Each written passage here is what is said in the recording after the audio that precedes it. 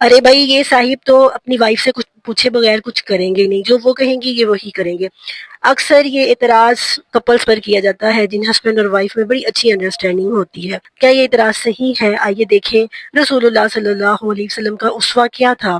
صلح حدیبیہ کا موقع ہے، رسول اللہ صلی اللہ علیہ وسلم اور آپ کے اصحاب کو عمرہ کرنے سے روک دیا جاتا ہے۔ آپ اپنے اصحاب کو حکم دیتے ہیں کہ ہم واپس جائیں گے، احرام اتاریے اور جانور ذبح کر دیں۔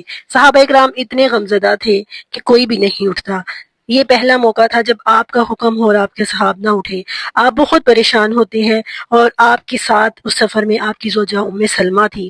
وہ آپ کو مشورہ دیتی ہیں کہ اللہ کے رسول، آپ کے صحاب غم میں مبتلا ہیں، آپ اٹھیں اور اپنے حرام کھولیں اور جانور ذبح کر دیں۔ جب رسول اللہ صلی اللہ علیہ وسلم اٹھتے ہیں، اپنے حرام کھولتے ہیں اور اپنا جانور ذبح کر دیتے ہیں تو آپ کے تمام اصحاب اٹھتے ہیں، اپنا جانور ذبح کرتے ہیں اور اپنے حرام کھولتے ہیں اور رسول اللہ صلی اللہ علیہ وسلم سے معافی مانگتے ہیں، اور زندگی بھر صحابہ کرام کو اس عمل پر پچھتاوا رہا۔